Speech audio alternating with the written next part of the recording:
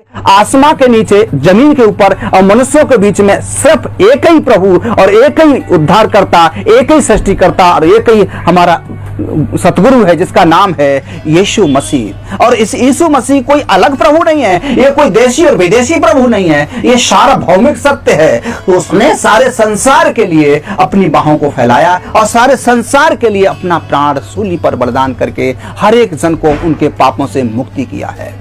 मैं भी इसी हालात में, इसी कैटेगरी में था, एक आम आदमी। गांजा, शराब, जुआ, व्यभिचार, मेरी आंखों में गंदी सोच, सब कुछ था और मैं एक नाश हो रहा था। मेरे शरीर में एक पसली उठती थी और उसका कोई इलाज नहीं था संसार में कहीं। और मैं सुबह 4 बजे उठकर स्नान करके शंख फूंक देता था और सारे नियम और व्रत बड़े कायदे से करता था, लेकिन फिर भी मेरे लिए कहीं पर भी कोई राहत की नाम की चीज नहीं थी। अंततः क्या हुआ कि मैं एक दिन बहुत ही ज्यादा खून का दस्त शुरू हो गया और मैंने सोचा कि ऐसी दुनिया से क्या फायदा जीने से। मैं अपने आप में घुटन महसूस करने लगा और मैं कहने लगा कि अगर कोई दुनिया का कोई प्रभु है, एक सृष्टिकर्ता, कोई अल्लाह है, खुदा है, तो कितना बेदर्द हो गया है जो मैं ऐसी हालातों में हूँ। आखिर मुझ में कमी क्या है, उस कमी को अवगत कराया जाए, या तो मेरी जान को मुझसे ले लिया जाए या मुझे शांति का दिया जाए। ऐसे करके मैं अपने आप में घुटन, आत्महत्या कर नहीं सकता, क्योंकि इस बात को मैं जागृति पा गया था कि एक आत्महत्या करना एक महापाप है। ऐसी हालातों में बड़ी मुश्किलों से मैं जब उठ के गया तो क्या देखा कि एक छोटा सा पर्चा मुझे मिला और वो पर्चा किसी व्यक्ति ने फेंक दिया था। उसमें एक नाम मिला था, यीशु नाम, और उसने कहा, उसमें लिखा था, हे सब परिश्रम करने वालों और बोझ से दबे लोगों, मेरे पास आओ, मैं तुम्हें विश्राम दूंगा। मैंने अपनी समझ से कोई धर्म, कोई पंथ या कोई जप तप या कोई धार्मिक कर्मकांड, उपवास, व्रत नहीं छोड़ा, लेकिन फिर भी मेरे जीवन में अशांति और निराशा बहुत अच्छी तरीके से राज कर रही थी। मैंने उस किताब को, पर्चे को पढ़ा, हे सब परिश्रम करने वालों, बोझ से दबे लोगों, मेरे पास आओ, मैं तुम्हें विश्राम दूंगा। मार्ग और सच्चाई और जीवन मैं ही हूं। जो मुझ पर विश्वास करता है, जो काम मैंने किए हैं वो काम वो भी करेगा। मैंने बहुत सी इन बातों को पढ़ा, मैंने सोचा कि ये क्या बात है, और उसमें लिखा कि मार्ग और सच्चाई और जीवन मैं ही हूं। मैंने उस बात को पढ़ करके मैंने कहा कि चलो देखते हैं, सबको देखा है, चलो तुझे भी देखते हैं आखिर क्या है। तो उसमें लिखा है कि इसमें लिखी हुई प्रार्थना को आप अपने जीवन में पढ़ें और याद करें और उसको अनुसरण करें और आपको प्रभु आराम देगा, शांति देगा। मैंने उसको वहीं से आराम पढ़ा और वहीं से मेरे लिए शांति का मुझे अनुभव हुआ।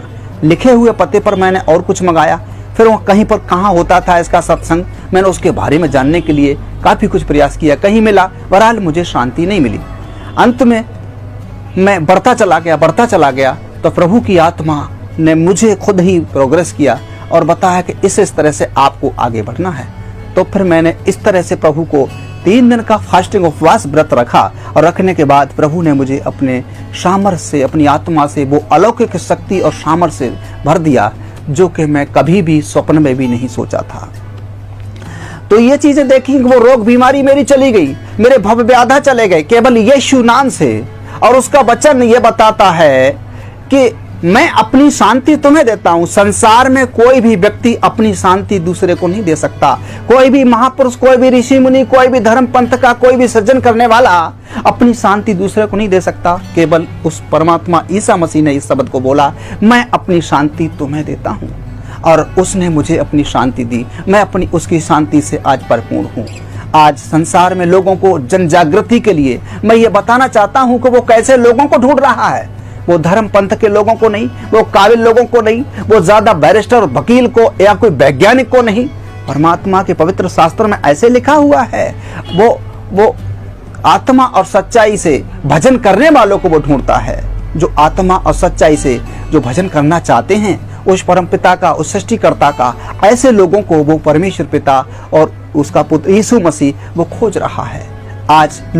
आज जरूरत है आत्मा और सच्चाई से भजन करने वालों की। आज हमें किसी मंदिर में, किसी मस्जिद में, किसी गुरुद्वारे में या किसी चर्च में या किसी एनीबडी किसी और तरीके से हमें इन सब चीजों को ढूंढने की, या किसी भूत या किसी बुत को बना करके उसके सामने, या कोई मूर्ति तस्वीर को रख करके उसके सामने हमें अपने दुख दर्द रखें, हम अपनी कमजोरियों को रखें, हम अपनी व्यथाओं को रखें। ये सब मनुष्य के निर्मित और मनुष्य की सोच के अनुसार है। उस परमपिता परमेश्वर के वचन में ऐसे लिखा है कि परमेश्वर आत्मा और सच्चाई से भजन करने वालों को ढूंढता है, और जो इस बात को समझ लेता है उसके जीवन में वो परमेश्वर का काम शुरू हो जाता है। और ऐसे लिखा है कि परमेश्वर के पवित्र शास्त्र में, क्या तुम नहीं जानते कि तुम परमेश्वर का मंदिर हो और परमेश्वर का आत्मा तुम में वास करता है। और ये शब्द जो पवित्र शास्त्र बाइबल में लिखा है, ये शब्द हमारे भारत के संतों ने बोला है कि ना मंदिर में, ना मस्जिद में, ना कावे कैलाश में, अरे मुझको कहाँ तू ढूंढे बंदे, मैं तो तेरे पास में।